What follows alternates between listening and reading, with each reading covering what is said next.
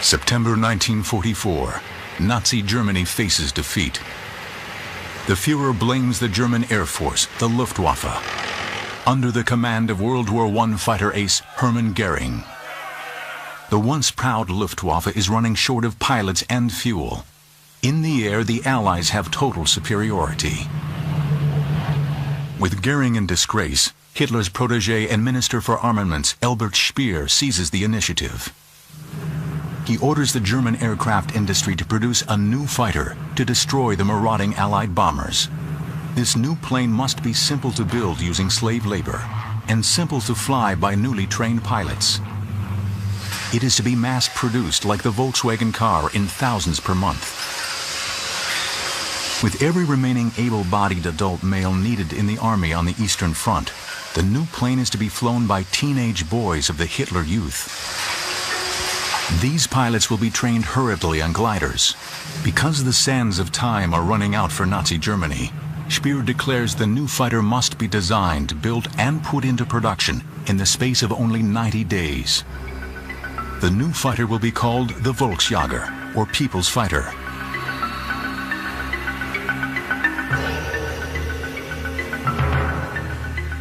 Professor Willy Messerschmitt, designer of the legendary 109 fighter of Battle of Britain fame, refuses to participate, saying it is impossible to create an aircraft in such a short period.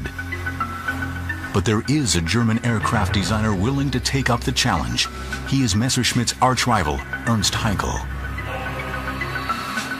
Ernst Haenkel was the grand old man of German aircraft. He'd been building aircraft since World War I. He had a unique way of selling these planes. He had a hunting lodge outside of Berlin, and he would get the Luftwaffe High Command and the Air Ministry personnel, and they'd shoot stag, and then they'd have a good food and drink and get drunk, and then he'd sell them the airplanes. Willy Messerschmitt, almost certainly a serious Nazi, different man, an intellectual scientist. He built his aircraft as scientific implements. A number of other companies took part in the Volksjäger competition. The big Junkers company produced a design which had essentially a jet engine in a pod with two wings stuck on. It would never have been stable in flight. It was a silly project.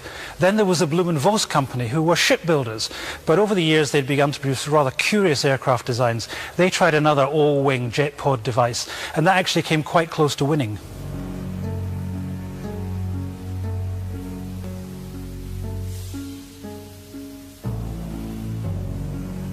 After the HE-178, Haenkel built the world's first jet fighter, the HE-280. It flies in 1941.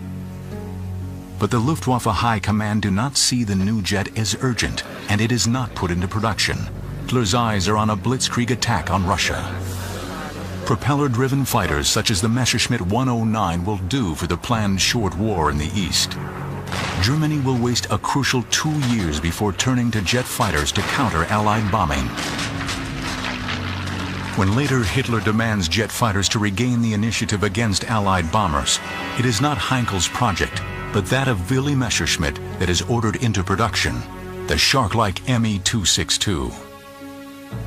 But difficulties in perfecting the revolutionary new jet engine delay the introduction of the 262 into combat till after Normandy. German fighter ace and head of all fighter forces is Adolf Galland. He is convinced that if only he can get enough 262s, he can destroy so many American B-17s, the Allies will call a stop to their bombing campaign. But production of the 262 is slow because it requires scarce metal and two revolutionary jet power plants which are difficult to build. Germany needs a fast jet, powered by only one engine, a plane constructed from wood and simple materials that are easy to come by, the Volksjäger. The Volksjäger was built with wooden wings for simplicity and because they were short of materials, though it's got an aluminium body.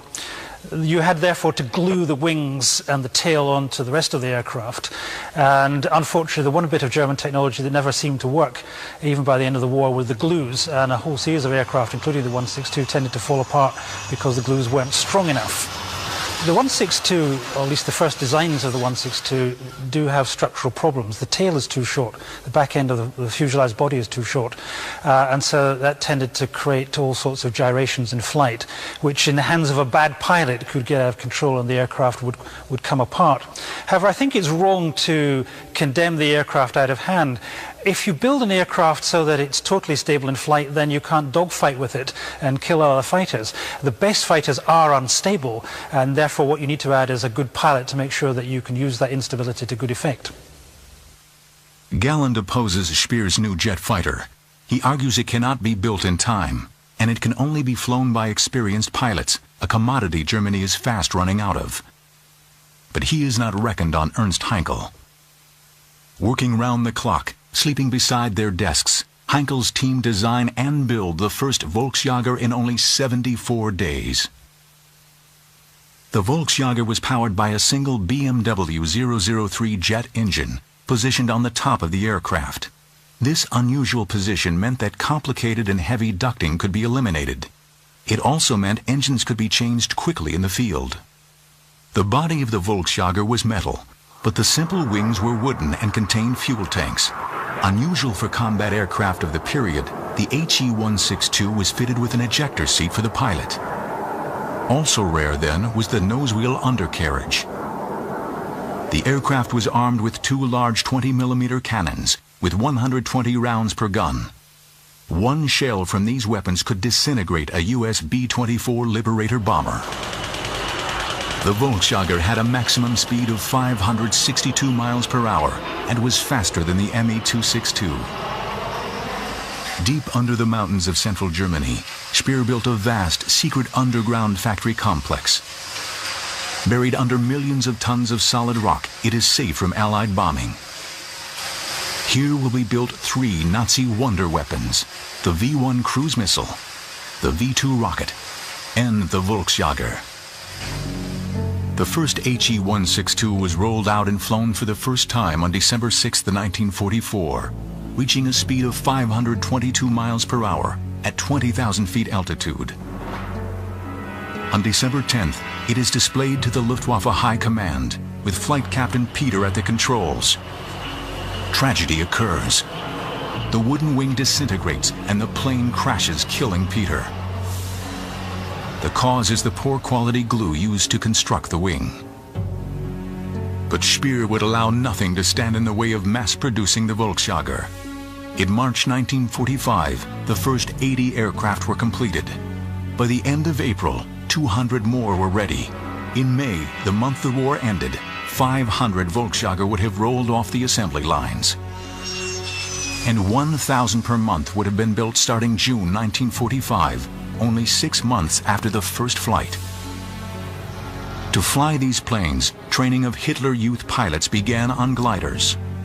To ease the transition to the Volksjager, Haenkel supplied a two-seater glider version, the Model S.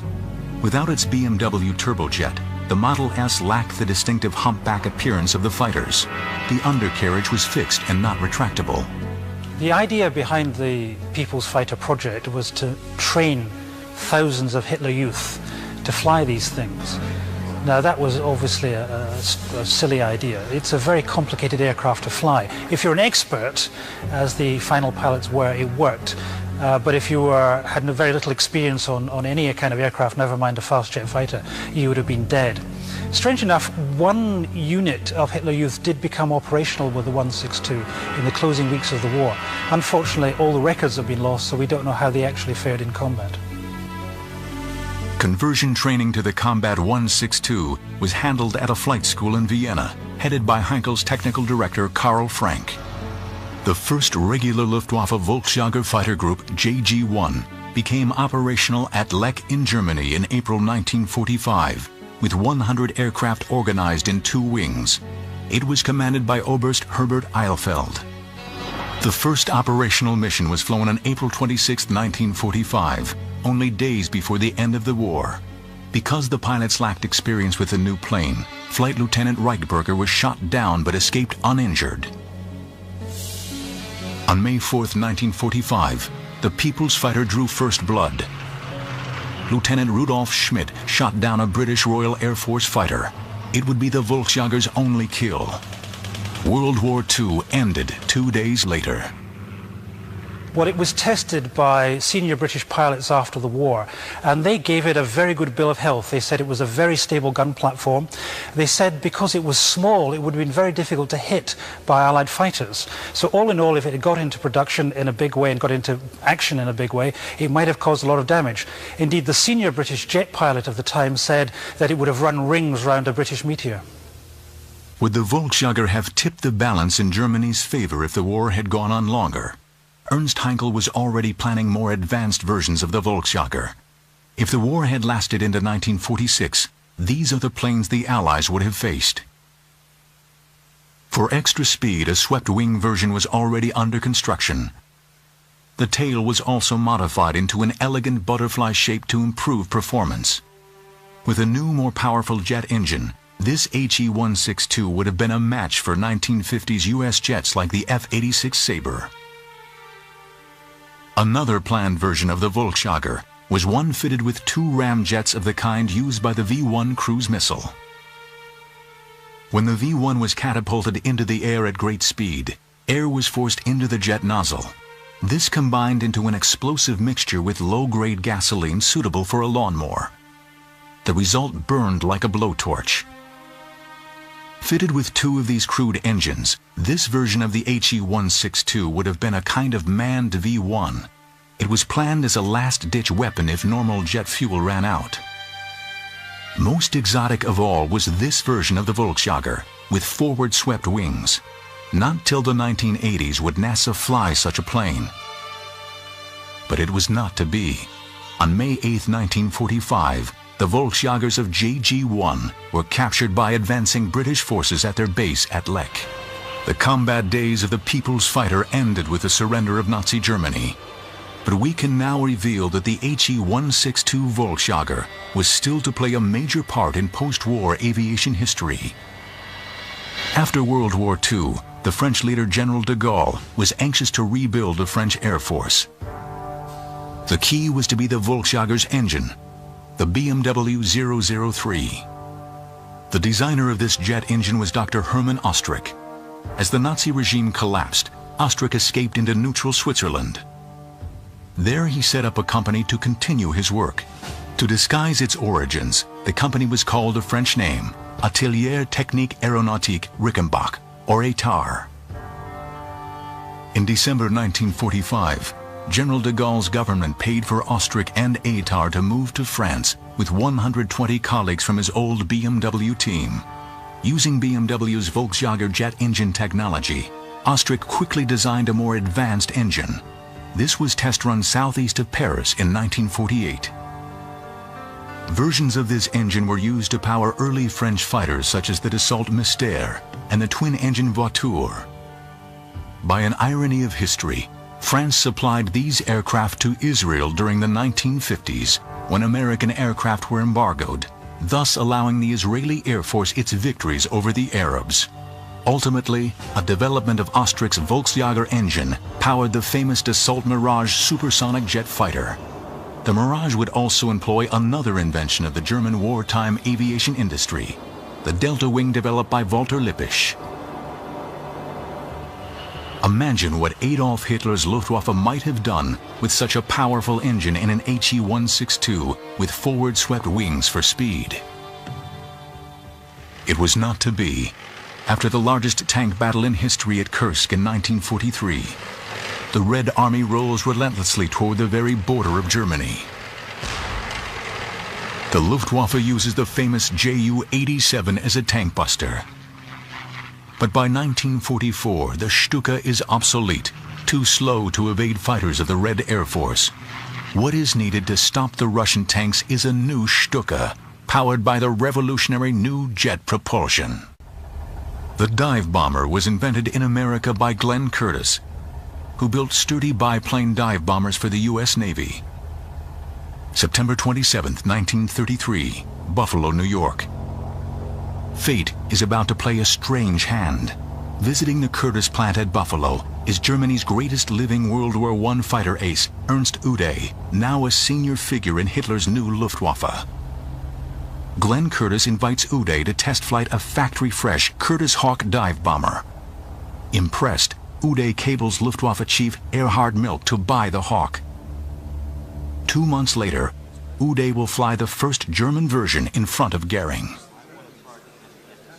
Equally impressed by the accuracy of the Hawk's bombing, Goering orders a German equivalent, the Junkers Ju-87 Stuka. One man who is not impressed is Luftwaffe General Walter Wever. Wever wants large, long-range bombers to attack Russia, not small tactical dive bombers restricted to supporting the army. But Wever is killed in a freak air crash in 1935. With Wever gone, Milch and Uday cancel Germany's equivalent of the B-17, the so-called Ural bomber. They think dive bombing using the Stuka will be more accurate. Alone of the great powers, Germany will lack a successful heavy bomber in any numbers during World War II. Well, in the initial period of the air war, it was very effective because the Germans had complete air superiority, and the Ju-87s could be used for frontline purposes, the purposes for which they designed. That is true, but that didn't last for very long, because as the Russians gradually recovered their capability, and that is in 1942, then aircraft like the Ju-87 had a difficult time.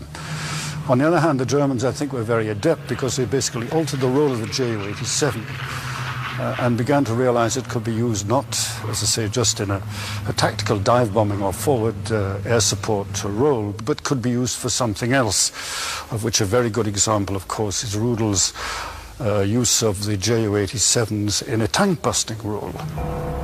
Poland, September 1939, and the German blitzkrieg rolls over Poland. Earlier and better days for the Luftwaffe. Success lies in using the amazing Ju-87 dive bomber, the infamous Stuka, as flying artillery to clear a path for the advancing panzers. The Junkers Ju-87 Stuka dive bomber was the most famous German aircraft of World War II. Over 5,700 were built, but its slow cruising speed of only 174 miles per hour made it prey to Allied fighters as World War II progressed. Something faster was needed. In 1943, the German Air Ministry instructed the Henschel Company to begin work on a jet replacement for the Stuka, the Henschel HS-132. The HS-132 had a planned maximum speed of 485 miles per hour and a range of nearly 700 miles. It could carry a 1,000-pound bomb. Later versions would have carried 4 quick-firing cannons for tank busting. The unique feature of the HS-132 was that the pilot did not sit in a conventional cockpit. Instead, the pilot lay prone on his stomach with his head at the front of the perspex canopy.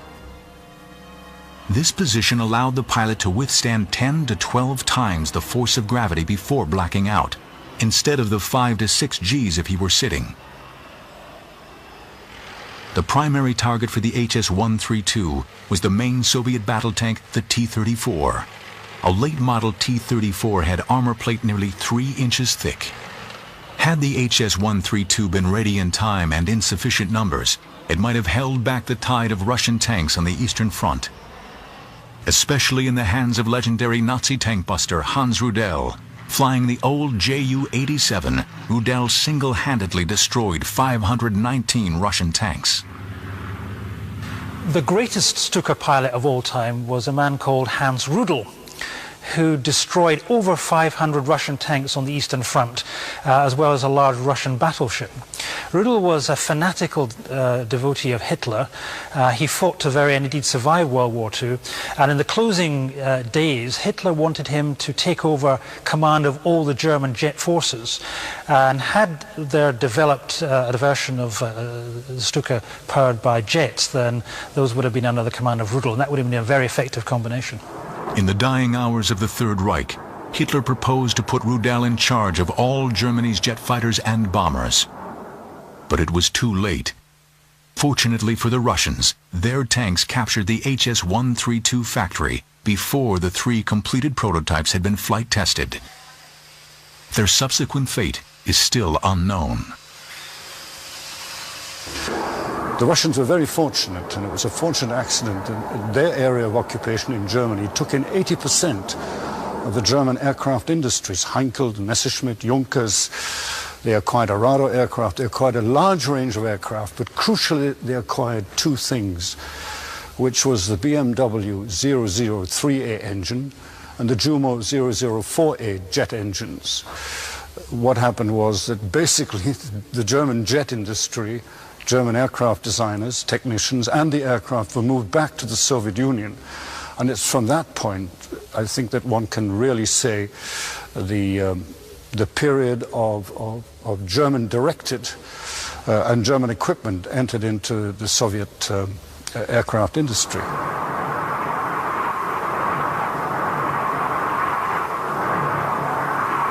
If World War II had lasted into 1946, then the early German jets commanded by Hans Rudel would have had to face Allied jets, the British Meteor and American Lockheed's Shooting Star. Realizing this, Hitler knew he needed a faster second-generation superjet to kill these Allied fighters. The result was Germany's last jet. In 1943, before D-Day, the high command of the Luftwaffe began to fear that America might use its new super bomber, the Boeing B-29, in Europe.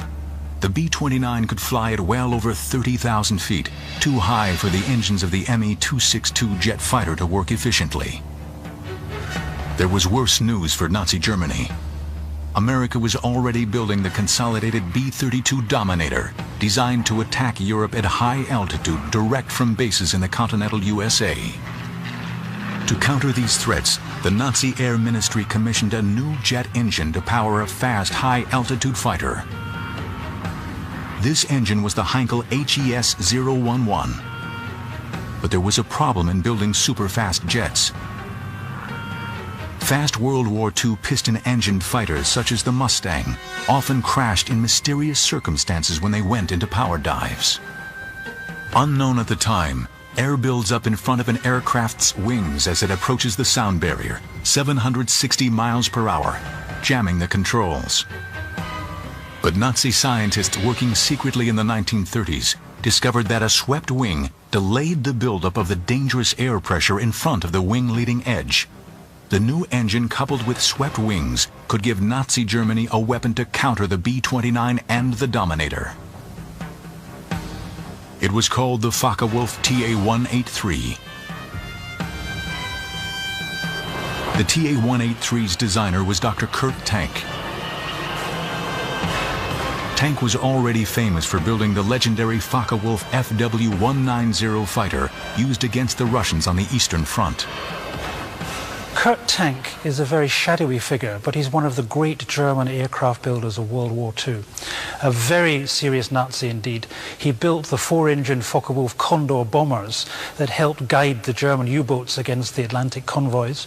He built the FW-190 fighter, and he always said of that he was building a workhorse, by which he meant it could be repaired in the field and kept going, and indeed did during the Eastern Campaign. And he compared that to Willy Messerschmitt's Me-109, which he said was just a thoroughbred racehorse. He didn't think very much of it. Tank's design was chosen in March 1945. It was called the TA for Tank 183. Its nickname was Hunchback. A single-engined machine, its planned speed was 593 miles per hour. The secret of the Hunchback's performance would be the revolutionary swept wings. Its combat altitude was to be 45,000 feet, spectacular for its time. But Tank faced another problem. The first generation of German fighters, the Messerschmitt Me-262, flew too fast for accurate shooting with a conventional cannon. Yet to slow it down, it risked being shot down by Allied Mustang and Thunderbolt escort fighters. Jet fighters needed a new offensive armament: the air-to-air guided missile. But these were already being developed by Hitler's scientists. The Germans were developing a whole range of technologies, defensive technologies, by the end of World War II, including air-to-air missiles.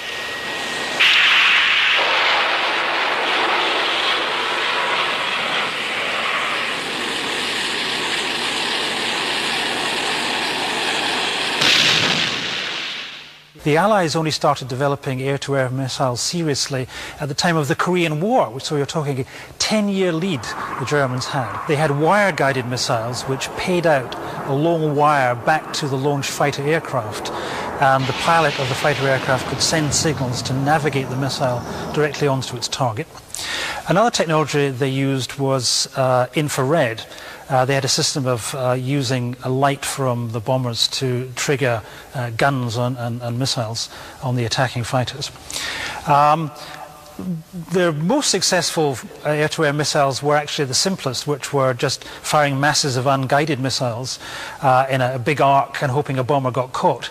Had they deployed those early enough, then they could have killed the B-17s and the B-24s. The Rurstall X-4 missile. Development began in 1943. The X-4 was guided to its target using a wire control link to the mother aircraft. Early versions had a speed of over 700 miles per hour. The first X-4 was successfully launched from a Focke-Wulf FW-190 on August 11, 1944. It would be the weapon of choice for the new TA-183 jet. If the war had lasted into 1946, things would have been very different. Armed with deadly X-4 air-to-air missiles, the fast TA-183s could have downed high-flying U.S. bombers, including B-32 Dominators carrying atom bombs on strikes from U.S. bases. But the TA-183 was ordered into production in March 1945, only 2 months before the collapse of Nazi Germany. It never flew. At least not then.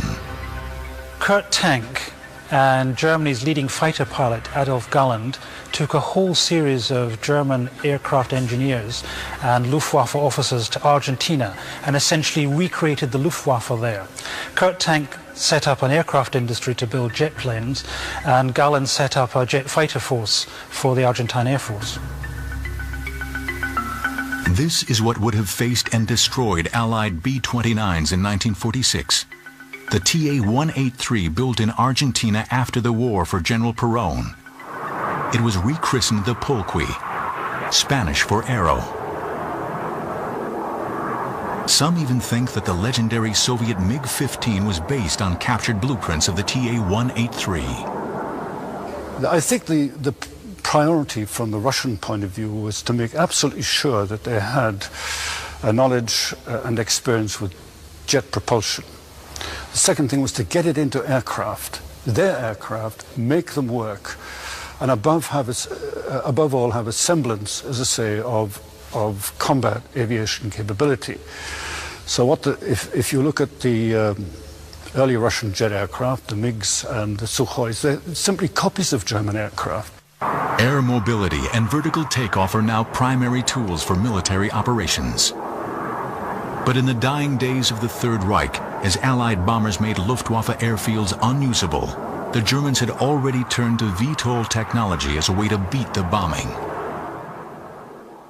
The Germans had developed a whole range of operational helicopters by the end of World War II, and indeed had an operational unit flying on the Eastern Front, rescuing pilots and picking up crashed aircraft. Their big plan, which would have made the helicopter's name in World War II, was to rescue Mussolini, flying in a helicopter, dropping the troops down, picking Mussolini up and getting him away. Unfortunately, the helicopter available to use on that mission crashed on a rescue flight the day before, which is why they had to go in with paratroops. Berlin, 1938. Flown by Germany's ace woman test pilot, Hanna Reitsch, the Nazi regime startles the world with a demonstration of the world's first practical helicopter, the Fokke Fa-61. It is a demonstration with a difference. It takes place inside the Great Berlin Exhibition Stadium. The Fa-61 was the brainchild of Heinrich Fokke, founder of the Focke-Wulf Company. During World War II, Fokke would build a large military helicopter known as the Kite. They were used by the Luftwaffe to rescue crashed aircrew and aircraft in the East. Mass production of the Kite was prevented by Allied bombing of the factories where it was being built. German industry desperately needed fighter protection. In September 1944, Focke-Wulf began work on an answer. The Focke-Wulf Treibflügel, or thrust wing, a VTOL fighter powered by 3 ram jets mounted on the ends of 3 rotating wings. The ramjet engine spun the wings like helicopter blades, giving the Treibflügel lift. The planned rate of climb was 25,000 feet per minute. The Treibflügel carried a pilot in a conventional cockpit. The intended speed was 621 miles per hour. Armament would have been 4 cannons. But the war was to end before the complicated Treibflügel could be built, though its ramjet engines were successfully tested at speeds up to Mach 0.9. But the Treibflügel idea was sound. In the 1950s, the U.S. Navy experimented with a similar vertical takeoff fighter, the Convair XFY-1 Pogo. Several successful flights were made by the Pogo, which had a speed of 575 miles per hour, very similar to that planned for the German aircraft. The Pogo was abandoned when tests revealed a major problem. The aircraft was extremely difficult to land because in pre-computer days, even an experienced test pilot found it difficult to tell where the ground was. In wartime conditions, with airfields under Allied attack, landing the Focke-Wulf Treibflügel safely would have been virtually impossible for the average military pilot. But Focke-Wulf were not done with the vertical takeoff fighters. This is the Focke-Wulf FW-1262 fighter bomber, built in West Germany in the late 1960s as part of a NATO competition. The early 1980s. Engineers of the Northrop Corporation pay a secret visit to the National Air and Space Museum's Silver Hill facility in Maryland. They go to examine the sole remaining example of another secret German aircraft captured at the end of World War II. But unlike the Treibflügel, this aircraft actually flew. Hidden in the Smithsonian's Garber facility is a piece of technology forgotten for 40 years. A revolutionary flying wing, and the first plane ever built with stealth, radar invisible characteristics. Late February 1945, midnight for the Third Reich. Hitler's revenge weapons, the V-1 cruise missile and von Braun's V-2 ballistic missile, have failed to destroy Allied morale. Desperate to revive his own reputation with Hitler, Hermann Goering calls a secret meeting on his personal estate at Karen Hall, 10 miles north of Berlin. To this meeting are summoned the brothers Reimar and Walter Horten, 2 young Luftwaffe officers. The Horten brothers have designed a series of revolutionary all-wing aircraft, a design that by eliminating a normal aircraft's heavy fuselage makes a plane lighter, faster, and longer ranged. The concept is successfully tested on a series of unpowered gliders. They fly beautifully. The Horten brothers then work on a jet fighter version, the HO-229.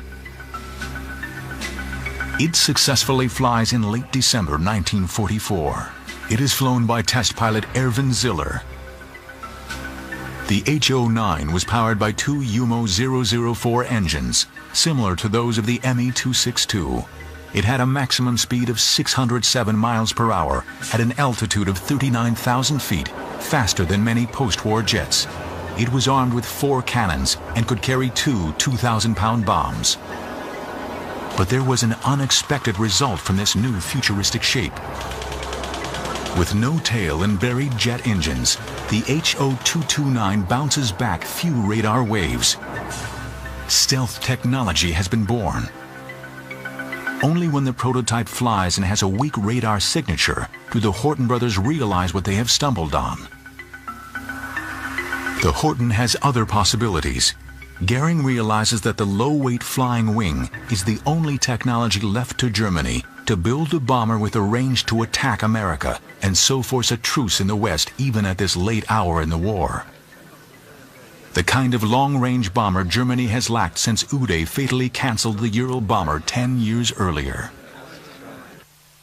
Nazi plans to attack New York using ordinary bombers have failed because the technology to refuel them in flight is too primitive. But a larger version of the HO-229 flying wing will be able to carry fuel long enough to fly to New York and back. Goering now gambles everything on developing such an aircraft. The Horten 18 America bomber.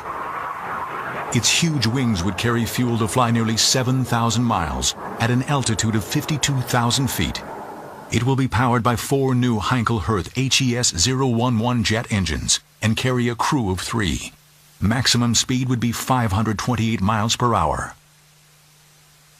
Goering plans to build the HO-18 in the huge underground factories already in existence to manufacture the Me-262 jet fighter. These factories still exist as they were too huge to destroy after the war. But what kind of bomb will the America bomber carry? By 1945, dropping a few small high-explosive bombs on New York or Washington will have little effect on the U.S. war effort. How close was Germany to delivering an atomic bomb? The man in charge of the Nazi nuclear bomb program was Werner Heisenberg. Heisenberg could have made an atomic bomb, but he and Albert Speer, the Nazi armaments minister, thought the war would be won before the weapon could be perfected, so resources were never committed on the scale of the Manhattan Project. What if the Volksjager and Focke-Wulf TA-183 had held off U.S. bombing long enough into 1945 for the huge new underground factories and synthetic oil plants to come into production? Imagine. It is just after dawn on the morning of April 20th, 1946, the Führer's birthday. A Horten HO-18 jet bomber, a KG-200, the Luftwaffe's best bomber wing, takes off on the most important mission of World War II. It is piloted by the Luftwaffe's best bomber pilot, KG-200's commander Werner Baumbach. Baumbach has long advocated airstrikes against the Panama Canal and New York, using one-way flights by conventional bombers whose pilots would bail out and be rescued by U-boats.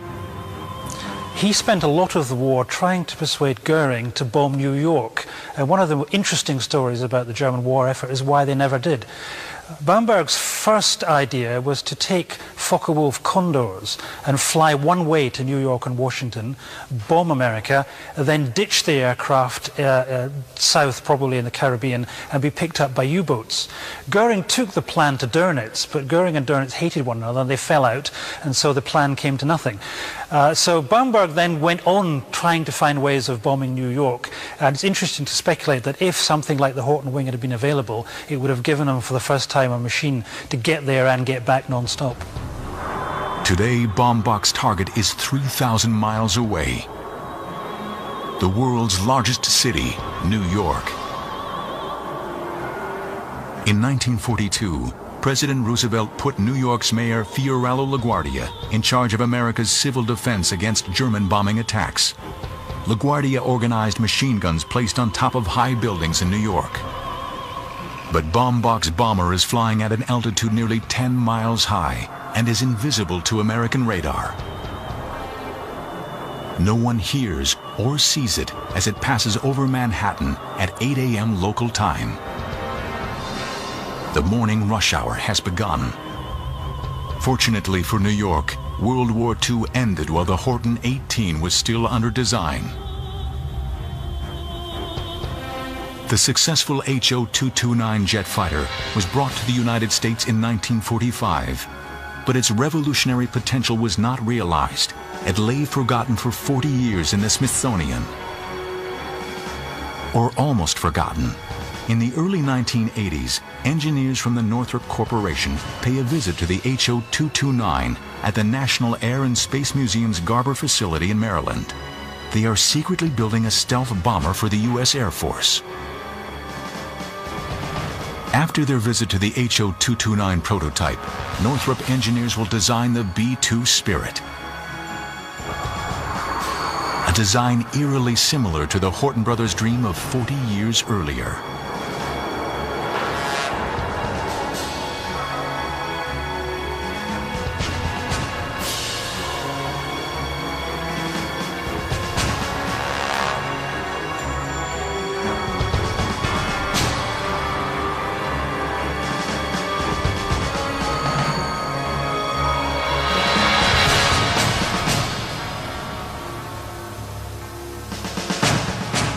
Hitler's aircraft and rocket designers were men of genius. They pioneered ideas that are still being rediscovered and built. Fortunately, their genius did not arrive in time to alter the outcome of World War II.